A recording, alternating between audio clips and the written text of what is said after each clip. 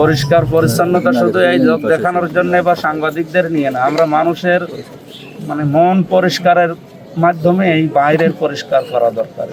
5টা দিন সময় পেয়েছি, এখানে আবার 26 তারিখ থেকে ফের সংসদ অধিবেশন বসবে।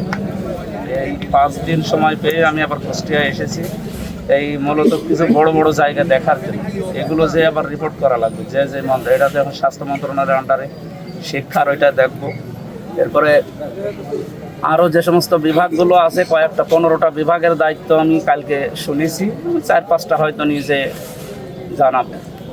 এখানে এসে প্রথমে আমাদের আমিরে জামাত নিজে শপথ নেওয়ার পরের দিন দেখলেন আমরা পরিষ্কার পরিচ্ছন্নতায় ঢাকা মিরপুরে লিখেছি, নিজে আমাদেরকেও আদেশ দিয়েছি যে প্রত্যেক এমপি 299 জন এমপি আছে, প্রত্যেকের আদেশে এই যে আপনার নিজ এলাকায় যে পরিষ্কার পরিচ্ছন্নতায় প্রত্যেককে নিয়ে উদ্যোগ নেব।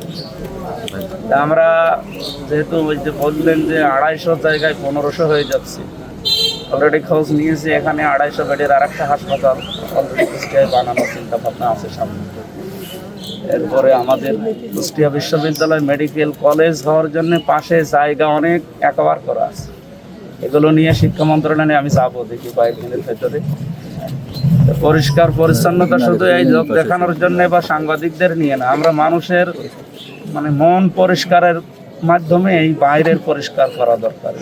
পরিষ্কার পরিচ্ছন্নতা শুধু এই লোক দেখানোর জন্য বা সাংবাদিকদের নিয়ে না, আমরা মানুষের মন পরিষ্কারের মাধ্যমে এই বাইরের পরিষ্কার করা দরকার। মনটা খুব খারাপ হয়ে গেলে পানি পড়তেছে উপরে, ছাদটা নষ্ট হয়ে যাচ্ছে, এই বিষয়টা তো মেনে নেওয়া কঠিন।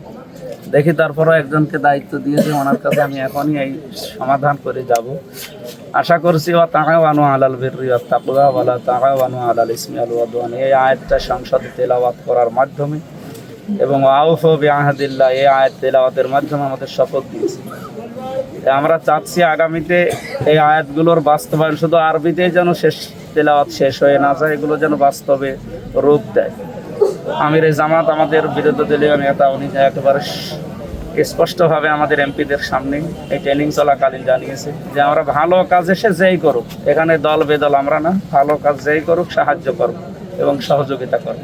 এই জায়গায় যেন কেউ দলদারি দেখবেন না। 26 তারিখে যদি অধিবেশন শুরু হয় আমরা এগুলো পাস করব, পাস করে ওনাদের হাতে তুলে দেওয়ার পরেও যদি না হয়, এই যে এখানে অনেক বছর 7 দিন আগে টয়লেটটা পরিষ্কার করার পরেও এখন আবার এর ব্লক হয়ে গেছে, এইরকম সিস্টেম অন্তত এটা 2-3 মাস তো যাওয়া লাগবে। ওই 2-3 মাস যাবে কি করে সেই ব্যবস্থা আগে করি। এরপরে আরো কয়েকটা অসংগতি, এখানে মোটর সাইকেল আর অ্যাম্বুলেন্স রাখার জায়গা এগুলো না, এরপরও শুনছি এখানে রেখেছে ওনাদের নির্ধারিত জায়গা, আরএমও দিয়েছে এক জায়গা। এখন অ্যাম্বুলেন্সের টান দেখবো, যদি এই জায়গা দেওয়ার পরে ওনারা না রাখে তাহলে আমি উপরে জানাবো এবং আইনগত ব্যবস্থা যা আছে সেটা অবশ্যই করা হবে। আপনি বিশৃঙ্খলা করে আমার নিজেরও কষ্ট হয়, মাঝে মাঝে আমি রাত্রে আসি দেখার জন্য, এসে গাড়ি ঘোরানো এবং এই জায়গায় যেখানে রাখার জায়গা না এখানে রাখবে কেন, আমি দেখছি এই বিষয়গুলো, দেখি কি করা যায়। ওকে।